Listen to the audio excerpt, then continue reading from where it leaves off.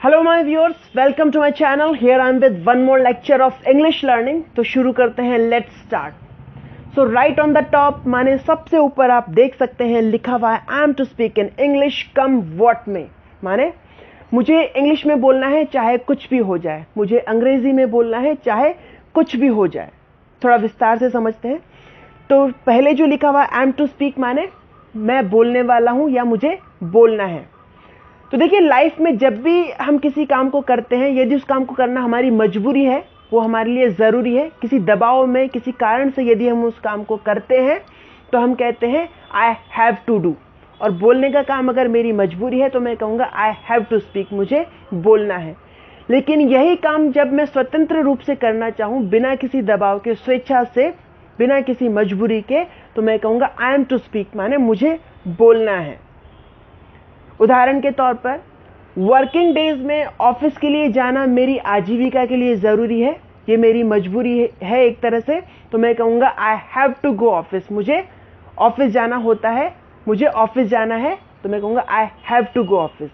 लेकिन वीकेंड्स पर घूमने फिरने जाना, पिक्चर देखने जाना, ये मेरे लिए ज़रूरी नहीं है, ना ये मेरी मजबूरी है, तो इसके लिए मैं कहूँगा I am to go for movie, माने मुझे मूवी के लिए जाना है। तो इसी प्रकार से लाइफ में जब भी किसी काम को करना अगर आपकी मजबूरी है, ज़रूरी है, अगर दबाव में वो आप काम कर रहे हैं तो आप कहेंगे आई हैव टू डू। और अगर आप स्वेच्छा से, स्वतंत्र रूप से उस काम को करते हैं तो आप कहेंगे आई am to.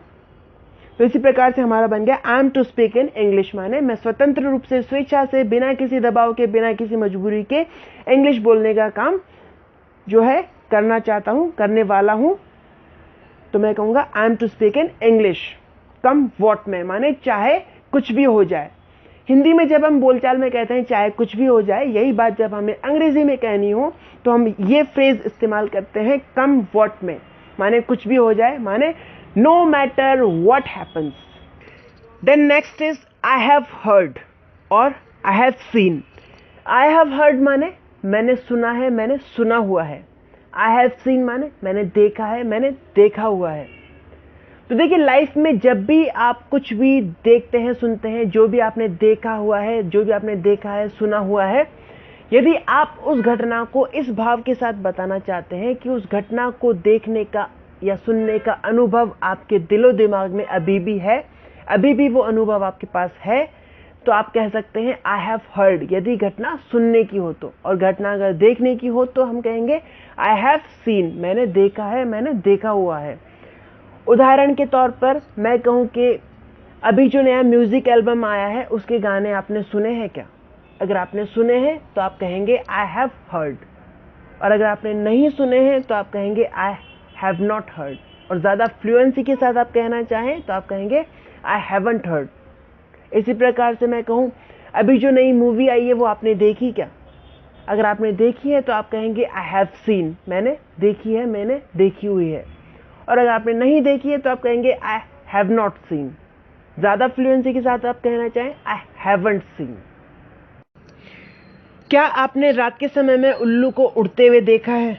I have scene. आज की जनरेशन के बच्चों को गिल्ली डंडा खेलते हुए देखा है? I haven't seen. क्रिकेट खेलते हुए देखा है आपने? I have seen. Fighter plane के इंजन की आवाज़ सुनी है क्या आपने? I have heard. जयपुर का सिटी पैलेस देखा है क्या आपने? I have scene. संसद में नया बिल पारित हुआ है, क्या आपने सुना है? क्या आपने देखा है? I have heard, I have seen. Then comes might, may, must.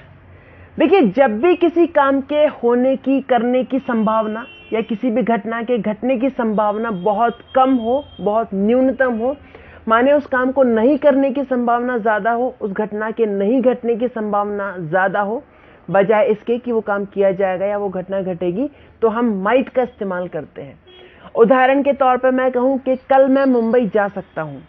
अब जो मेरे मुंबई जाने की संभावना है वो बहुत कम है, न्यूनतम है। नहीं जाने की संभावना ज़्यादा है, माने जाने की जो संभावना है वो 10, 20, 30% है, तो नहीं जाने की संभावना मेरी 70, 80, 90% है। तो मैं कहूँगा आई माइट गो मुंबई टुमारो, माने मैं कल मुंबई जा सकता हूँ। लेकिन कल मेरे मुंबई जाने की संभावना 50-50 है, माने 50% चांसेस संभावना ये है कि मैं कल मुंबई जा सकता हूं और 50% संभावना ये है कि मैं कल मुंबई नहीं जा सकता, तो मैं कहूंगा आई may go to Mumbai tomorrow.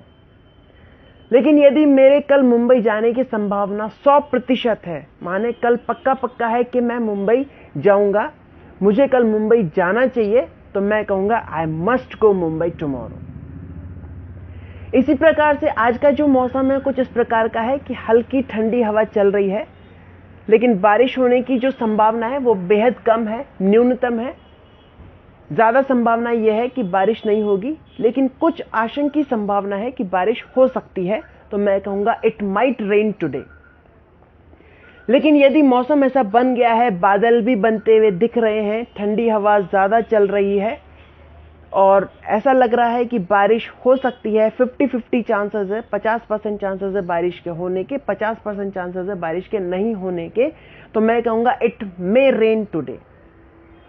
लेकिन यदि बादल गरजते हुए आ गए हैं, आंधी चलने लग गई है, पूरी संभावना बन चुकी है बारिश होने की और बारिश होनी चाहिए, तो मैं कहूंगा इट मस्ट रेन टुडे। इसके अलावा मे का जो उपयोग है वो हम अनुमति लेने के लिए भी करते हैं। उदाहरण के तौर पर मैं कहूं मे आई हेल्प यू, क्या मैं आपकी मदद कर सकता हूं। मे आई गो, क्या मैं जा सकता हूं। मे आई कम, क्या मैं आ सकता हूं। इसके अलावा मस्ट जो है उसका उपयोग हम वहां करते हैं जहां पर काम का किया जाना बहुत ज़रूरी हो, काम का होना बहुत ज़रूरी हो, वहां हम मस्ट का इस्तेमाल करते हैं। उदाहरण के तौर पर मैं कहूं कि इट मस्ट बी डन, ये किया जाना चाहिए, तो हम कहेंगे इट मस्ट बी डन। कहने को हम इट शुड बी डन भी कह सकते हैं। हिंदी ट्रांसलेशन अगर आप देखेंगे तो वो एक समान ही होता है, लेकिन जब हमें ज़्यादा स्ट्रांगली अगर कहना हो कि ये काम किया जाना चाहिए, तो हम कहेंगे इट मस्ट बी डन बजाय इट शुड बी डन के।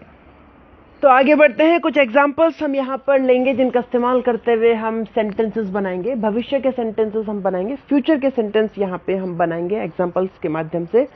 तो आप देख सकते हैं रेड कलर के फॉन्ट में है हमारे एक्शन वर्ड, जो कि बताते हैं कि किस काम के बारे में बात हो रही है। और सेंटेंसेस में इन एक्शन वर्ड्स को हम जहाँ पे एक्शन लिखा हुआ है उसके साथ रिप्लेस कर देंगे, उसके साथ बदल देंगे। और ब्लू कलर के फॉन्ट में है हमारा टाइम वर्ड, जो कि बताता है किस समय की बात हो रही है। बात भविष्य की जा रही है, फ्यूचर के सेंटेंस बनाए जा रहे हैं, तो यहाँ पे टाइम वर्ड है हमारा विल। तो पहला उदाहरण आप देख सकते हैं, लिखा हुआ है ऊपर से गो टू बुक फेयर, माने पुस्तक मेले में जाना।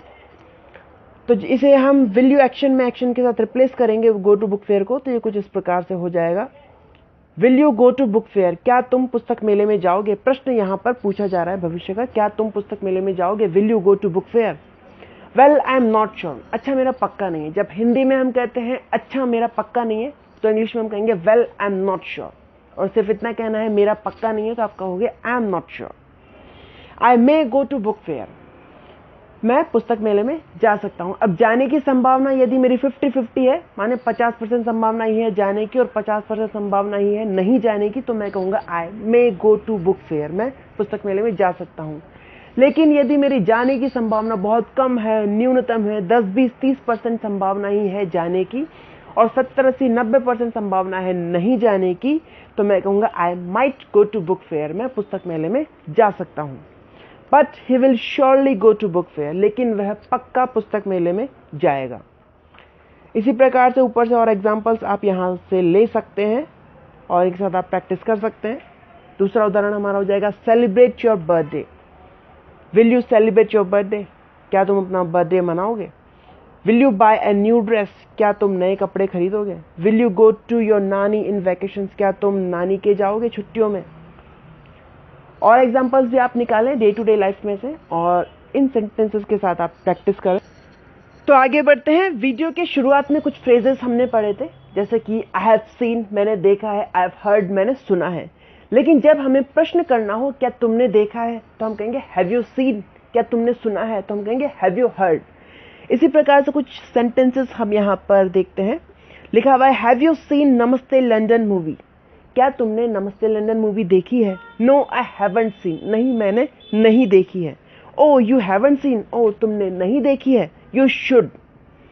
अब देखिए संवाद में जब हम फ्लुएंसी में होते हैं, संवाद के दौरान जब हम फ्लुएंसी में होते हैं तो बजाय पूरा सेंटेंस कहने के कि यू शुड सी दैट, तुम्हें देखनी चाहिए, अगर हम इतना ही कहें यू शुड, तो सामने वाला इससे समझ जाता है कि हम कह रहे हैं तुम्हें देखनी चाहिए।